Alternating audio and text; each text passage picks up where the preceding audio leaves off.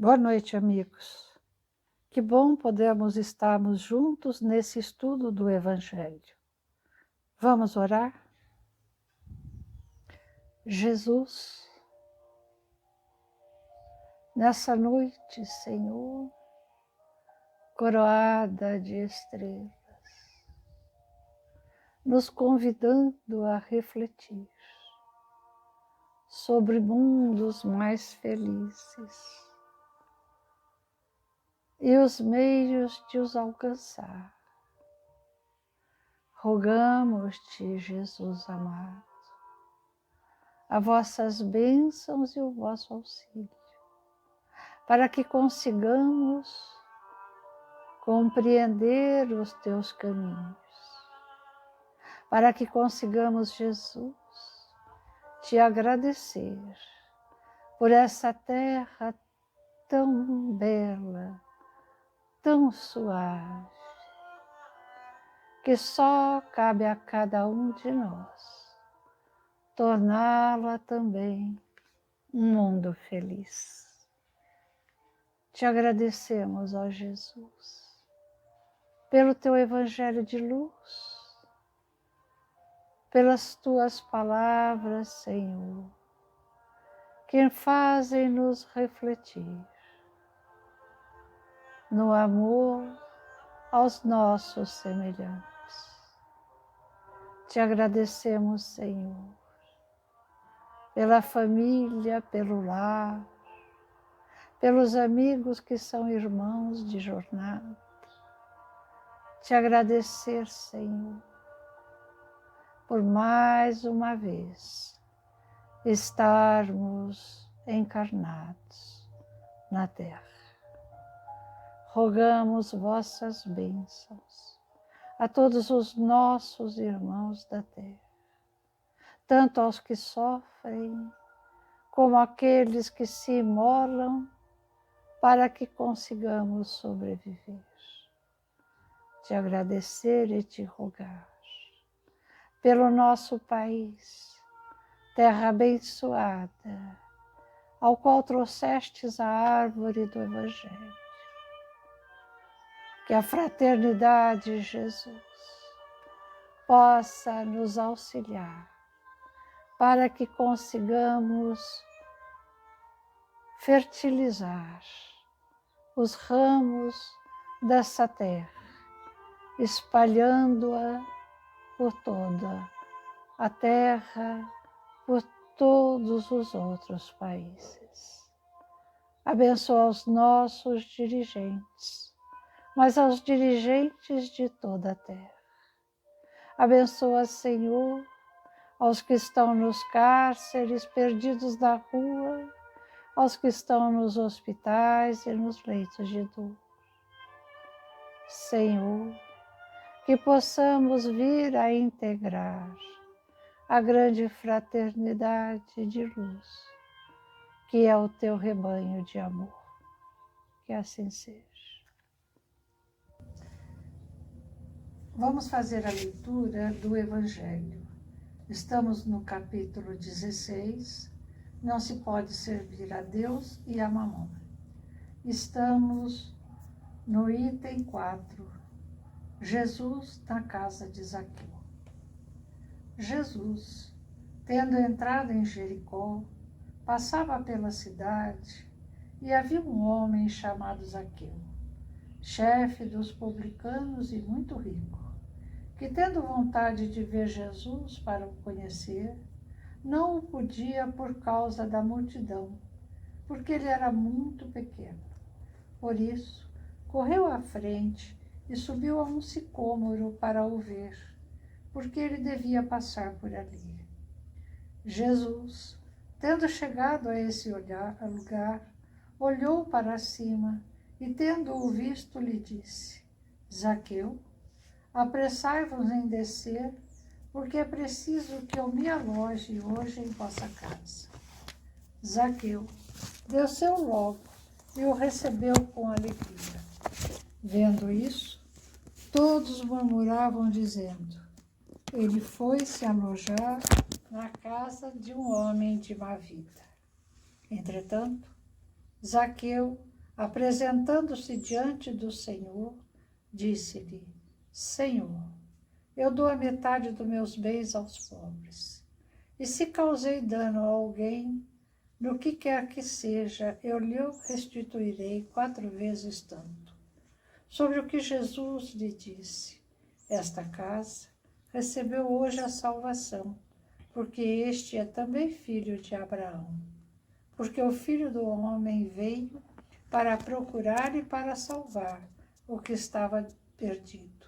São Lucas, capítulo 19, versículos de 1 a 10. Essa história de Zaqueu, ela é bastante conhecida, mas eu acho interessante nós contextualizarmos alguns pontos para que depois, finalmente, a gente busque compreender a profundidade do ensinamento que Jesus passou neste acontecimento. Essa história ela aconteceu em Jericó. Jericó era um grande centro de atividades comerciais. Era uma cidade muito famosa. Foi lá que Cleópatra, por exemplo, ficou hospedada. E ela ficou encantada com o perfume daquele lugar, porque Jericó era repleto de roseiras. Haviam muitas plantações de rosas e de flores naquele local. Era uma cidade muito bela. E era uma cidade que era repleta de casas romanas, casas de muito luxo, palacetes. Haviam casas inteiras de mármores naquele local. E era uma cidade que por isso se destacava pela sua beleza. Ela ficava situada na região do Vale do Jordão e por conta dessa localização privilegiada, ela sempre tinha um clima agradável, mesmo quando vinha o inverno, que castigava bastante a região. Mesmo nessas condições, Jericó mantinha uma temperatura agradável. E no calor extremo, por conta de estar nesse vale e ter as correntes de ar, também tinha uma temperatura agradável por essas brisas, esses ventos que passavam constantemente. Além de tudo isso, Jericó era conhecida por ser um grande centro comercial e era escolhida por negociantes, cambistas, peregrinos e caravanas que vinham de vários países do Oriente. Em função disso, sua alfândega era muito movimentada e os negócios lá atingiam altas e expressivas somas. Era um local de encontro de grandes negociantes. E a cidade era adornada por muita vegetação, muitas árvores frutíferas. Jericó era uma espécie de oásis no meio do deserto. Feito essa caracterização, de onde aconteceu tudo isso, onde é que Jesus estava no momento dessa passagem bíblica, que era a cidade de Jericó, é importante a gente entender quem era Zaqueu. Zaqueu era um cobrador de impostos e ele conseguiu ser cobrador de impostos após um leilão público, onde aquele que pagasse mais a Roma adquiriria esse posto, para ser o preposto de Roma na cobrança dos impostos naquele local. Zaqueu era um homem muito rico e ele residia também num palacete e ele tinha coleções de obras de arte do mundo inteiro. Mas apesar de todo esse luxo, Zaqueu tinha um grande vazio no coração dele. E além disso, Zaqueu era odiado em Jericó, porque grande parte da população detestava ele porque ele era o representante para a cobrança dos impostos. E por mais que ele tentasse ser agradável, por mais que ele tentasse estabelecer um vínculo de amizade, ele só era rechaçado, agredido e constantemente difamado. Tudo que ele fazia para criar uma fraternidade era inútil.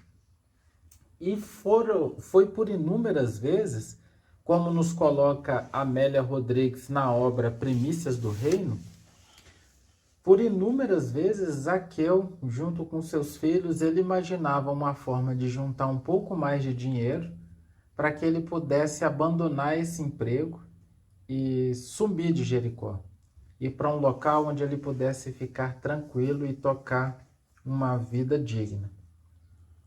No meio de todas essas lutas íntimas, de todos esses ataques e acusações, Zaqueu ouviu falar de Jesus. E as histórias que ele ouvia de Jesus encheu o coração dele de esperança. E essa informação que as pessoas diziam, os viajantes, de que Jesus tinha se reunido com publicanos, com pescadores, inclusive com pecadores, isso fez inclusive Zaqueu chorar de emoção, porque ele via ali uma chance de conseguir preencher o coração com aquilo que lhe faltava. Zaqueu era uma pessoa que, apesar de todos esses recursos materiais, ele sempre buscava auxiliar quem estava ao redor. E uma das pessoas que ele auxiliava bastante era Bartimeu. Bartimeu era um cego muito conhecido de Jericó, e Zaqueu sempre que podia lhe dava algumas moedas. E é interessante que os doutores da lei, aqueles que se diziam caridosos e sacerdotes, sempre faziam pouco caso de Bartimeu. Mas Zaqueu, apesar de nutrir, a raiva pública, o desprezo público, ele sempre amparava esses que necessitavam, especialmente na figura de Bartimeu. Até que um dia chega aos ouvidos de Zaqueu que Jesus estava vindo para Jericó, e o que encheu Zaqueu de mais esperança foi porque todos falavam que Bartimeu não era mais cego, que Jesus tinha curado ele. Quando Zaqueu tomou conhecimento daquilo, e Zaqueu conhecia Bartimeu de muitos anos, e viu que realmente Bartimeu estava curado, ele fez de tudo para se encontrar com Jesus. Mas Bartimeu, além de ser baixinho, ele era um pouco gordinho também. E estava com dificuldades de se ajeitar na multidão para ver Jesus. No fundo, ele só queria ver Jesus. Era como se o coração dele gritasse para pelo menos ter esse contato com o Mestre. E ele saiu correndo no meio dessa multidão, mas também pela figura dele de cobrador de impostos, ninguém lhe cedia lugar. As pessoas o empurravam. E nesse desespero foi quando ele viu uma árvore e escalou essa árvore e subiu. Subiu para se encontrar com o Mestre. E aí, quando ele estava lá em cima da árvore, Jesus passando, parou justamente na direção da árvore que ele estava, olhou para Zaqueu e disse o nome dele, Zaqueu: desce depressa, porque hoje me convém pousar em sua casa. Zaqueu, ele ficou assim, extasiado, ele não sabia nem o que dizer. Como é que aquele homem sabia inclusive o nome dele? Ele estava numa condição como se ele estivesse sonhando. E ele não pensou duas vezes, ele desceu escorregando, árvore abaixo, transfigurado de emoção, e esquecido de tudo, como se ele estivesse flutuando no ar. Ele não sabia nem o que dizer, nem o que falar. Ele só correu para casa para preparar tudo para receber Jesus e os apóstolos dele. E antes que a gente vá para esse encontro de Jesus com Zaqueu, nós precisamos fazer um adendo muito importante que Humberto de Campos nos coloca na obra Boa Nova, no capítulo 23, sobre como era o pensamento dos apóstolos em relação a essa questão da riqueza. Essa contextualização ela é também muito importante. Os discípulos, eles estavam numa estrutura de pensamento que condenava profundamente a riqueza. A tal ponto que várias vezes Jesus era obrigado a intervir de maneira a pôr termo às brigas que eles estavam. Era comum Tadeu querer impor a todos os outros discípulos que eles entregassem tudo que eles tinham de bens para os necessitados. E Filipe chegava ao cúmulo de dizer que nenhum deles deveria possuir mais do que uma túnica, que era obrigação de todo mundo dividir tudo com os infortunados, e que eles tinham que abrir mão de qualquer coisa que fosse indispensável à vida. Levi, que depois veio a mudar de nome, e se tornou o evangelista Mateus, ele ia ainda um pouco além, porque ele dizia, porque Levi era cobrador de impostos, em Cafarnaum. Então ele dizia que havia muita gente que ele tinha certeza que eram pessoas ricas, mas que iam chorar lá na coletoria de impostos em Cafarnaum. Se faziam de miseráveis, tudo para não pagar os impostos. Pedro, de vez em quando, até tentava cortar o assunto, tentava contornar, principalmente com Levi. Pedro tentava tornar a situação mais tranquila, tentando trazer um outro ponto de vista, mas não adiantava. Levi sempre retrucava, e as discussões se acaloravam. De forma direta, Jesus não participava de nenhuma das discussões. Jesus estava só acompanhando esse movimento que crescia e criava cada vez mais raiz entre os discípulos, dessa condenação à riqueza. E Jesus foi deixando os discípulos entregues a esses raciocínios, e como ele sempre fez, ele aguardava uma oportunidade para promover um esclarecimento geral. Então, somado todo esse contexto do que era Jericó, a cidade da riqueza, da reprovação geral que Zaqueu tinha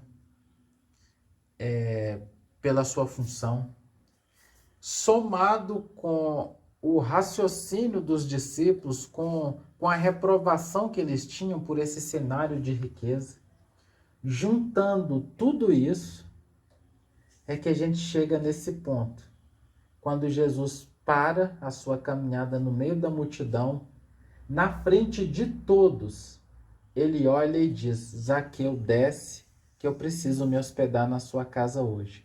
Daqui a gente já vê a grandeza de Jesus. No momento que Jesus falou isso, já iniciou uma discussão entre os apóstolos.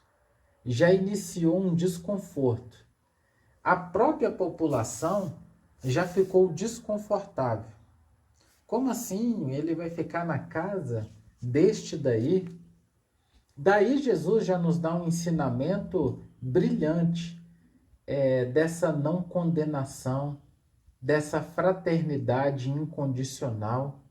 Jesus já vai nos educando com uma simples fala: Zaqueu, desce daí que me hospedarei em tua casa. Com uma frase simples, eles já geram um constrangimento coletivo que obriga as pessoas a repensarem as suas ideias, os seus julgamentos e os seus preconceitos. Até que, passado todo aquele alvoroço, Zaqueu foi para casa, preparou tudo, mandou que todos os seus empregados deixassem a casa em perfeita ordem, alimentação, porque Zaqueu estava numa êxtase completa. Nesse exato momento, com a chegada de Jesus, Zaqueu abraçou ao mestre com um prazer espontâneo e ordenou todas as providências para que o querido hóspede e sua comitiva fossem recebidos com a maior alegria e da melhor forma possível. Nesse momento, nos relata Humberto de Campos que Jesus deu o braço ao publicano e passou a escutar ele com a maior das atenções possíveis, todas as observações que Zaqueu fazia, inclusive as mais insignificantes. Essa deferência de Jesus, ela causou muito escândalo na maioria dos discípulos. O próprio Pedro começou a refletir intimamente, questionando como é que a gente justifica tudo isso se Zaqueu é um homem de dinheiro e pecador perante a lei. Outro discípulo falava: meu Deus, não se trata de um rico que deve ser condenado? O fato é que os discípulos, eles estavam bastante constrangidos. E Jesus, de braço dado com Zaqueu, dando a Zaqueu toda a atenção possível. Até que, num dado momento, todos eles sentados, Jesus nunca perdia a oportunidade de falar sobre a doutrina de amor, e eles estavam em ampla conversa. Tomado pela emoção das palavras de Jesus, Zaqueu coloca: Senhor, é fato que eu tenho sido observado como um homem de vida reprovável. Todos me julgam assim. Mas eu queria colocar aqui publicamente que eu venho por muitos anos procurando empregar o dinheiro de modo que represente benefícios a todos. Tanto é, Senhor, que ao perceber que aqui em Jericó havia muitos pais desempregados, famílias sem trabalho, eu organizei múltiplos serviços de criação de animais e de cultivo permanente de terra só para promover emprego para essas pessoas. Isso deu tão certo, Jesus, que tem gente de Jerusalém vindo para Jericó para se empregar nessas obras que eu tenho procurado estruturar. Imediatamente Jesus replicou: abençoado seja o teu esforço, Zaqueu. Quando Zaqueu ouviu isso, ele ganhou forças ainda mais.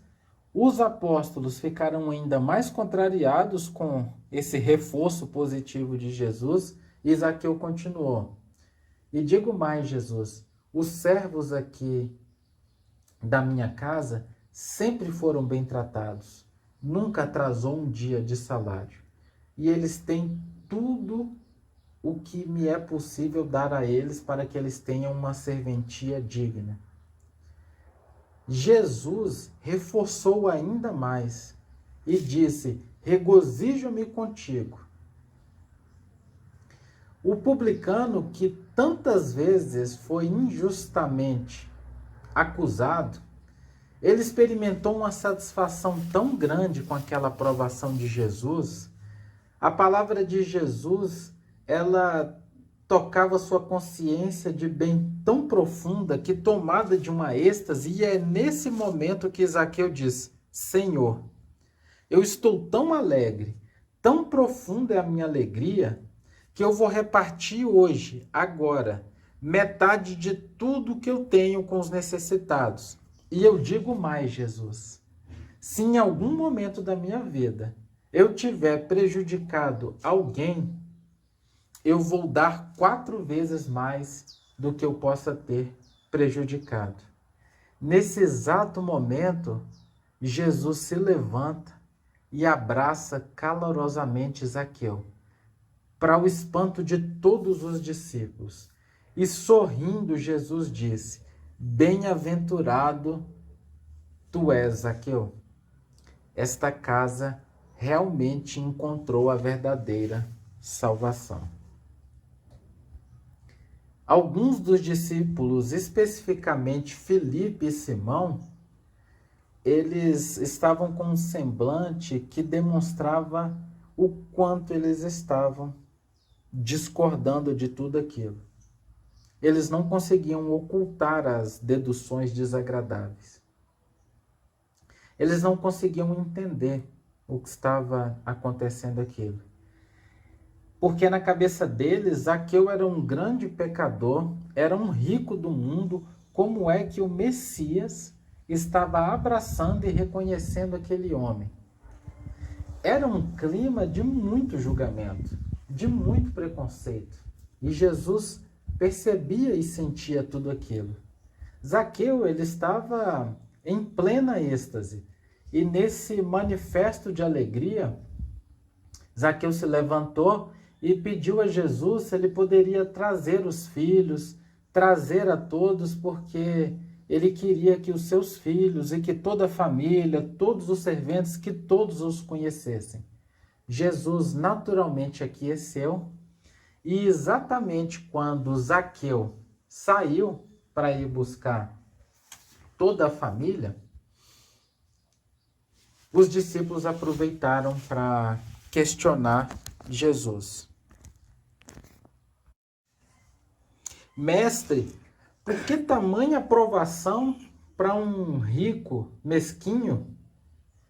Outro discípulo colocava assim: as riquezas não eram condenadas pelo evangelho do reino?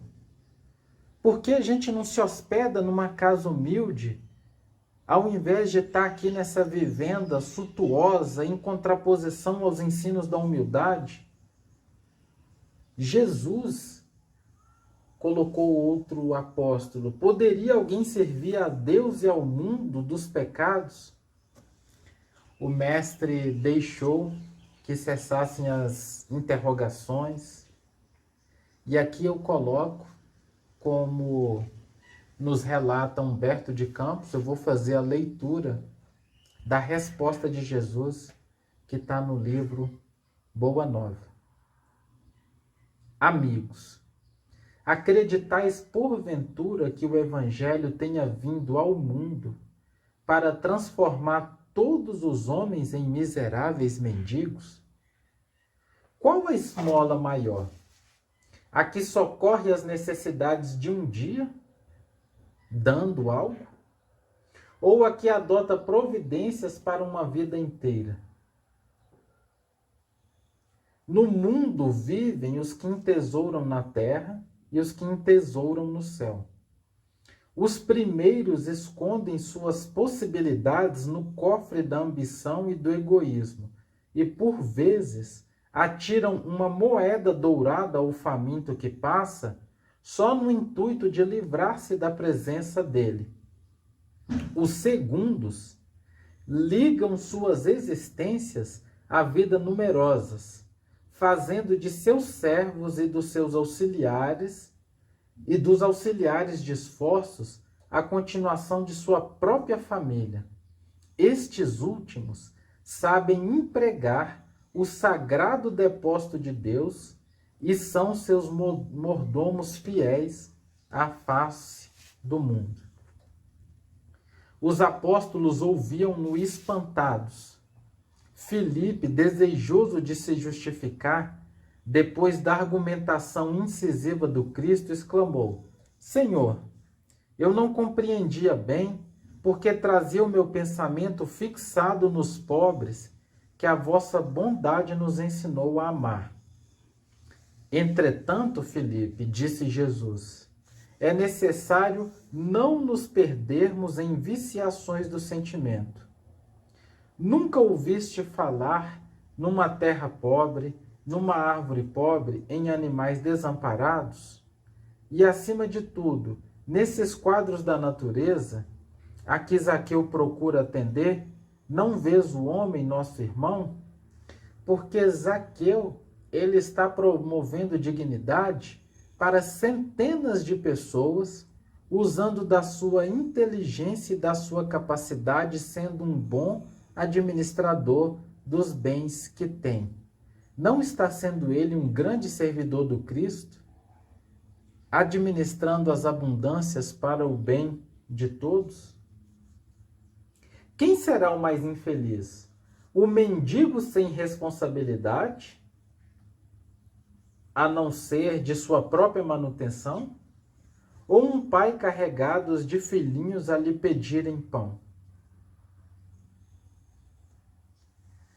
Esse questionamento de Jesus, essas colocações, elas nos abrem muito claro para que a gente possa refletir e sair dessa visão equivocada de que só vamos ser bons cristãos se condenarmos à abundância e se vivermos numa mendicância voluntária, mendicância. Mendicância ou mendigância? Não, tá primeiro. Mendicância voluntária. Nós precisamos entender que a abundância não é crime. Nós precisamos entender que se todos aqueles que têm capacidade fugirem da administração, o mundo nunca vai crescer. Nada vai crescer. Aqueles que têm capacidade e abandonam tudo, isso não é um ato de amor, isso é um ato de covardia. Nós temos grandes nomes, nós temos Bill Gates, que tem uma fortuna bilionária, e essa inteligência dele emprega milhões de pessoas ao redor do mundo, de maneira direta e indireta, seja comercializando ou fazendo a manutenção dos seus produtos. Nós precisamos aceitar o desafio de sermos administradores fiéis. Se temos esses recursos, se temos essa capacidade, ser um bom cristão significa fazer uso disso para o bem da maioria e se preocupar todos os dias com o seu negócio, pensando, eu não posso cair, porque se eu cair, eu vou promover sofrimento para muitas famílias. Esse deve ser o pensamento cristão. E acima de tudo isso, deve lutar todos os dias para que na abundância não construa sentimentos de superioridade, porque somos todos filhos de Deus. Não é porque eu tenho mais que eu sou mais merecedor do amor de Deus. O Pai é um só, somos todos irmãos.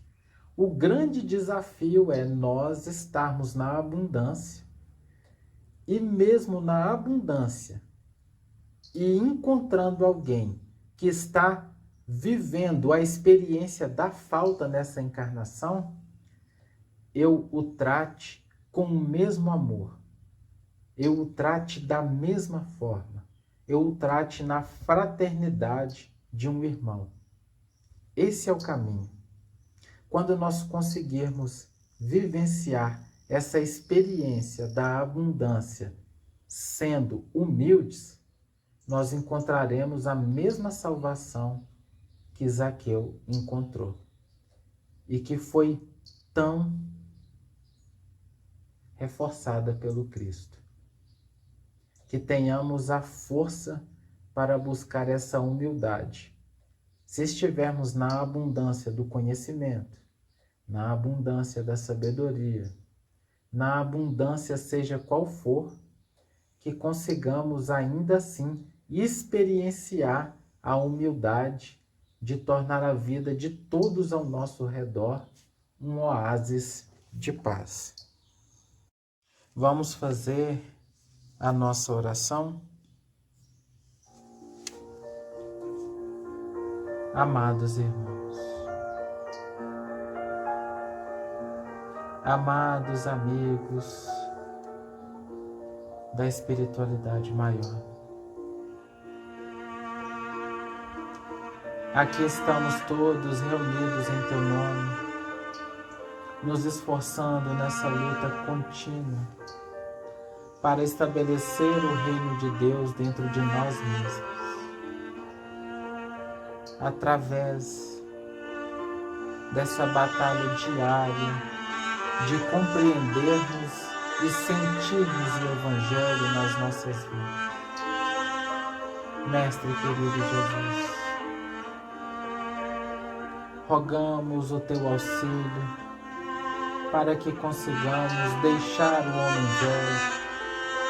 homem velho do egoísmo, o homem velho das críticas, dos preconceitos, o homem velho dos julgamentos, o homem velho da busca da atenção de todos, o homem velho que só quer ser servido, o homem velho que pouco pensa naqueles que o cercam, o homem velho do egoísmo, da vaidade, do orgulho.